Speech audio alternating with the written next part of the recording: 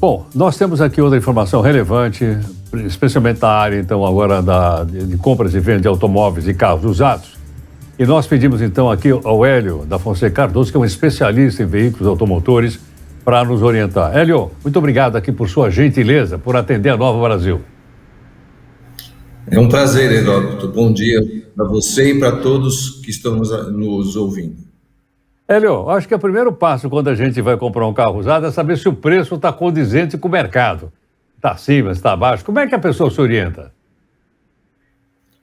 Normalmente se orienta pelas tabelas que a gente tem, tabela FIPE, coisa assim, para ver se o veículo está num valor equivalente ao que está na tabela. Um pouco a mais, um pouco a menos, isso é normal, mas é a referência que a gente tem. Hélio, qual é o outro cuidado, então, quando a gente vai comprar um carro? Antigamente chamava usado, hoje chama seminovo. Na realidade tem uma diferença entre o usado e seminovo, né? O seminovo é até mais ou menos 3 anos de vida útil, né? E a partir daí é um carro usado. Obviamente, quem está vendendo prefere chamar da melhor maneira para ele, né? Mas a gente tem que tomar muito cuidado, principalmente com uma quilometragem adulterada. Então, a gente pede para quando você vai analisar um veículo usado, um veículo seminovo, algumas coisas. Por exemplo, a data de fabricação do pneu, se ela é compatível com o ano do veículo, com a idade do veículo. Então, nós temos marcado na lateral do pneu a semana em que ele foi fabricado. Obviamente, você pega um carro com 30 mil quilômetros que já trocou o pneu, né, que já não são mais os pneus originais, são pneus mais novos, você tem que tomar todo o cuidado para alguma coisa aconteceu de errado naquele carro. Provavelmente a quilometragem foi adulterada, né? Também outros pontos que a gente vê é o desgaste das borrachas dos pedais, né?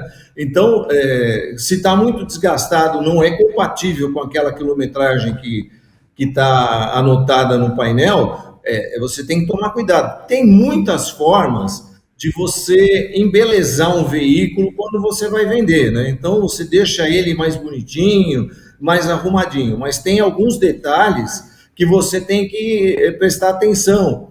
Outra coisa também é a data de fabricação dos vidros, que ela está em todos os vidros nacionais, obrigatoriamente eu tenho que ter a data de fabricação. Obviamente, se eu tenho um vidro que não é compatível com a data de fabricação do veículo, eu tenho que tomar cuidado, porque esse vidro já foi substituído.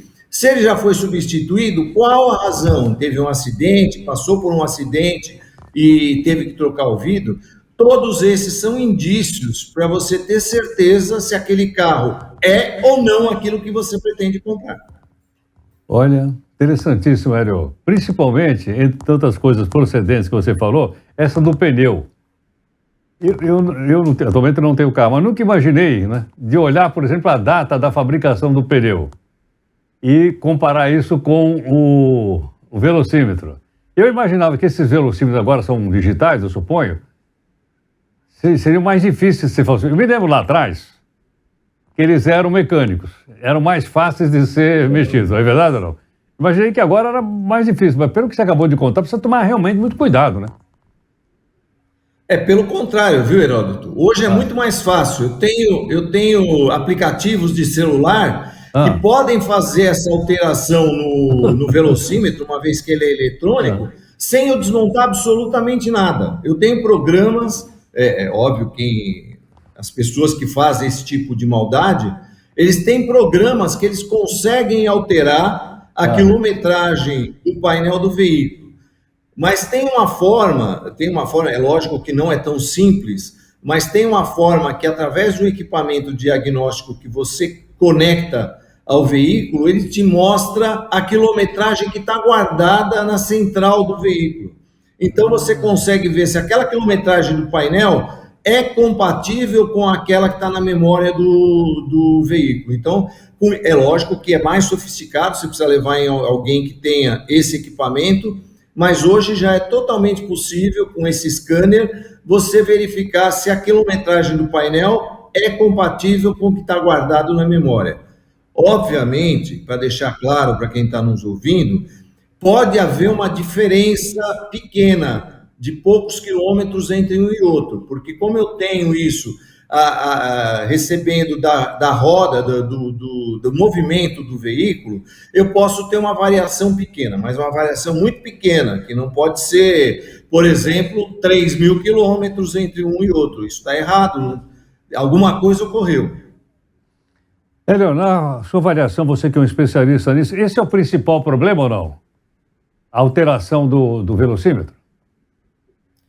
Não é que é a principal, mas é uma das maiores. Eu tenho outras coisas que são feitas, por exemplo, fazer um reparo parcial no motor para poder vender, ou não fazer a manutenção correta do veículo, depois dar uma embelezada na hora de vender esse veículo. A gente precisa tomar cuidado com muita coisa, né? Então, quando a gente vai comprar um veículo, a gente tem que dar uma olhada geral, de preferência com alguém que entenda mais do que a gente, quando é o caso, alguém que possa pegar um detalhe. Porque a gente pode pegar indícios de algumas coisas que, somadas, vão formar um quebra-cabeça que vão me dizer, esse carro não é o ideal para que eu compre, né? Um reparo de estrutura, né, na estrutura geral do veículo, ou uma repintura geral do veículo, uma repintura de um determinado componente, né? Hoje a gente tem no mercado, algumas empresas que fazem a tal de vistoria cautelar, que eu também preciso tomar cuidado com isso, né? Porque quando eu levo esse veículo, quando eu estou adquirindo e levo para fazer uma vistoria cautelar, eu preciso levar em conta que a vistoria cautelar não tem nenhum organismo que credencia. Muita gente acha, não, mas está credenciado pelo Detran ou coisa assim, o que não é verdade. A vistoria cautelar não é credenciada pelo Detran, não tem um procedimento técnico que sirva para fazer essa vistoria, então passa a ser uma mera opinião, tá? É uma mera opinião de quem está fazendo essa vistoria. Apesar dela ser boa para você saber se esse carro foi roubado, se passou por leilão, isso é importante. Isso a vistoria cautelar faz muito bem. De identificar um veículo que por acaso tem um acidente grave, teve que fazer um reparo de grande monta, ou foi vendido em leilão, ou foi reparado, coisa assim. Isso é importante. Mas o geral daquilo que eu vou ver no veículo, com uma pessoa que, se caso, não entenda de veículo, quem está adquirindo, levar alguém que possa lhe dizer mais detalhes, se realmente o carro é aquilo que eu penso que é, porque embelezar um veículo para vender é uma geral, todo mundo faz isso, ou a grande maioria faz isso. Passa uma cera nele, assim. Exatamente. Embelezar é um dos pontos, porque a gente, infelizmente, vai muito pelo visual, né? A gente vê uma coisa bonita, fala, não, é esse que eu quero. Quando eu tenho que tirar um pouco essa emoção na hora de comprar um veículo usado, eu tenho que sair um pouco dessa emoção e um pouco para o lado da razão, onde eu vou analisar detalhes que podem me chamar a atenção para eu ver melhor alguma coisa. Então, eu tenho que tirar essa emoção, eu tenho que tirar quando eu vou adquirir um veículo. Hélio, muito obrigado tenho certeza que você falou, que o pessoal está anotando, né, rapidamente, é uma questão do dia a dia das pessoas. Muito obrigado pela sua gentileza. Eu é que agradeço pela oportunidade. Tenham todos um bom dia. Muito obrigado. Hélio da Fonseca Cardoso. Acho que ficou tão claro essa história, tantas histórias que ele contou aí. Pô, se eu tivesse conhecido o Hélio antes, eu não tinha comprado aquelas Kombi, que eu comprava a Kombi e ela pifava logo depois. Aí o motor fundia, dizia que não tinha óleo, aquela coisa. Aí eu acabei vendendo. Entrou em furada, né? Entendeu? Tanto prejuízo, enfim.